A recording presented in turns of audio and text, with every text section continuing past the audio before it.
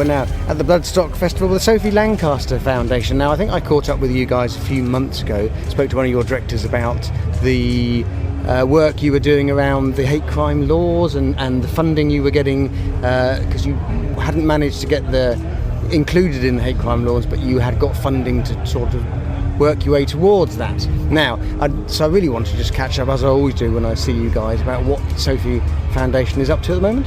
So we've been awarded a grant from the National Lottery Community Fund to fund our ACT project, so that's Alternative Communities Together, and we're helping to bring people together and really get our communities, on our side really, and get us all together to fight hate crime together, because that's what it is. It starts from the inside. We have to all come together to fight hate. I'm walking with Sophie tonight. She lives in the air that I breathe. I can't get it out of my mind.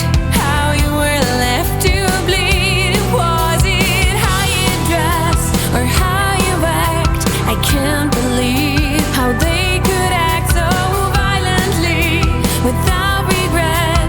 We will not forget. And what will that project actually look like? How will that sort of manifest itself, I suppose? So the way that we're kind of tackling it at the moment, and first and foremost, sorry for my voice, a lot of moshing's been going on this weekend. First and foremost, we're basically stripping it down into its core components. Information, gathering the data, breaking it down into easily digestible chunks for everyone to access. Accessibility brilliant English, is going to be a huge part of it as well. So we're going to make it easy to follow, easy to read, producing a guide that anyone can access no matter where they are, kind of thing. Aside from that, community engagement, community support, everything like that's going on, like really taking priority, especially in events like this where we get to be out within the community, really driving up those community interactions and just reinforcing that the foundation's here to support the community and stuff like that. Yeah, and we're working with a lot of people within the alternative scene. Outside the alternative scene, you've got specialising in psychology, sociology, comedians, we've got art people of all expertise, all putting the knowledge together to try and create a hate crime guide which is easily digestible for anyone who needs it. And will this be available online? How will we be able to access this? It is being rolled out online at the moment as like a tester, but hopefully be able to get something printed out, maybe any way that's accessible for people. We're even thinking about getting a spoken word one, and it's in quite easy English as well. Like there's a lot of it that's in song lyrics at the moment, which again kind of links into the alternative community. We're all brought together through music, that's the thing that unites us all, and it is a lot easier to try and understand than just looking at a load of words on a page like a document. It's really like engaging the community, like this is what we're all about. We are the others, we are the cast out, we're the outsiders, but you can't hide us. We are the others, we are the cast out, you're not out there on your own. If you feel mistreated, torn and cheated, you're not alone. We are the others. So how do you come up with these ideas? I mean, that's a brilliant idea, like you say, because sometimes it's difficult just to have a page of A4. Where do you get your inspiration for coming up with these ideas? Because it is presumably all about trying to sell it, trying to make it accessible, trying to make it easy for people to see. So I can't really speak for Millie, but for myself, I often look at the community. Yeah. Like, who better to find what the community wants and how to better access the community and go into the community itself. Events like this, like Bloodstock, like Download, where you get thousands and thousands and thousands of metalheads, alternative people, punk, goth, all sorts together. And not just that, it shows the diversity of the community as well. All age ranges, the people's different nationalities, people of different races. It doesn't matter. Everyone here is on equal footing. We're all alternative. It doesn't matter where you come from or anything like that. And being within those crowds, it really makes you appreciate it. And by immersing yourself, it kind of helps you understand the troubles and everything like that. Like, the more you engage with the community, the more the community engages with you. Everything we do is for the community. It's not us and them, it's us together. And it's like, our community is our vocal point. As simple as air in your lungs, else. As simple as words on your lips, and no one should take that away.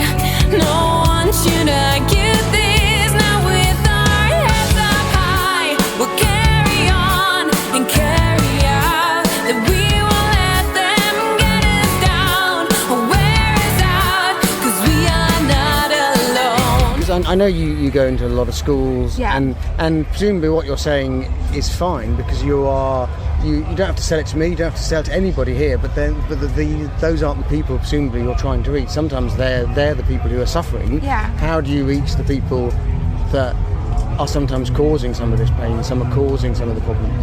It's a lot of early intervention, I think. It's questioning people's mentality. It's not saying to someone, oh, you're wrong for thinking that.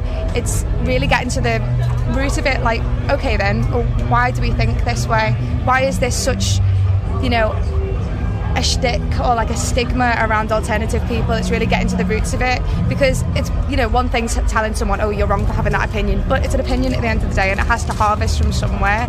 And, stamping out hate, we have to find out what the cause of that is in the first place, because it always comes from somewhere. We are the others, we are the cast out, we're the outsiders, but you can't hide us. We are the others, we are the cast out, you're not out there on your own.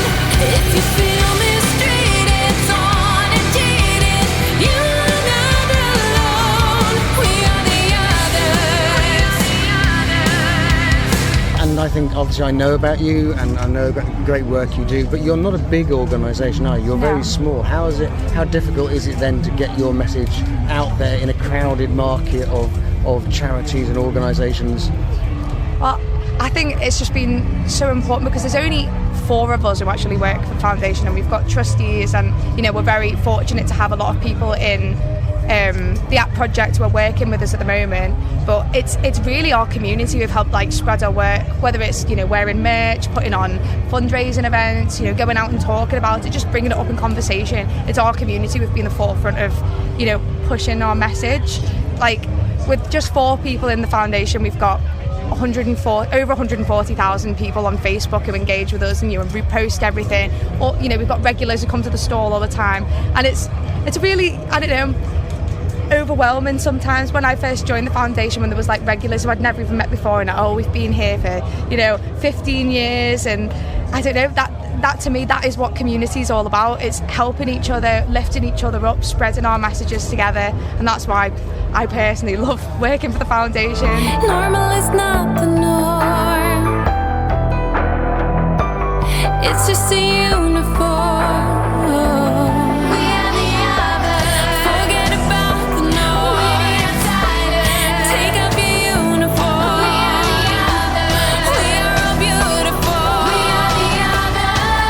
And I've seen you at Download, and I know you've done other festivals and are doing other festivals. How has Bloodstock gone for you? Because every time I come past, there's always 20 people outside trying to buy merchandise. This is actually my first Bloodstock altogether. I'm first Bloodstock with the foundation, and I've been stalking their socials for a long time before I was following them, but it's a really lovely experience. Everybody here has been so...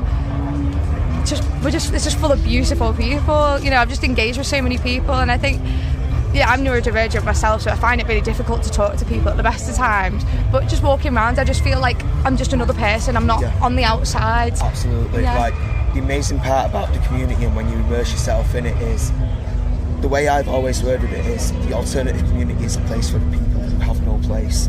We find each other through desperation, through commonality, through music, through art, through fashion. And it's those things that bring us together, and it's those things that we celebrate when we come to places like this. So getting out in the community then, taking photos with everyone, just being loud, energetic, matching the energy of the festival.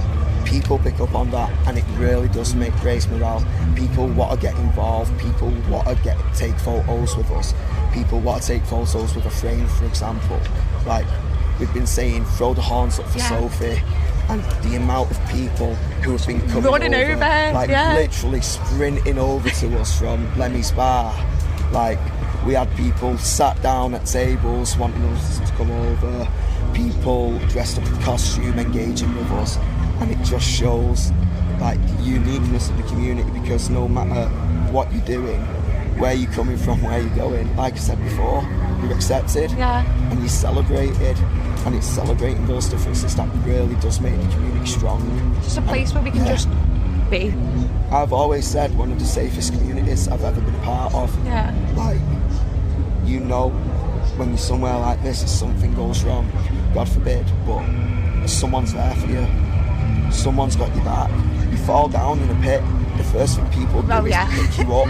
You've got, within like what, 2 or 3 seconds, you've got a group of what, 5, 6, 7 people around you forming a barrier, and 3 separate people trying to pick you up. And that just shows the community cohesion here, and it's people you've never met. Yeah. But you see them in a pit once, and at the next gig you're like, hold on a minute, I know you. Your friends for life. Honestly. And it's like you'll keep seeing the same people at the same gigs, and you always recognise each other. Because again, we highlight uniqueness, we celebrate uniqueness, and it's that uniqueness that defines the alternative community.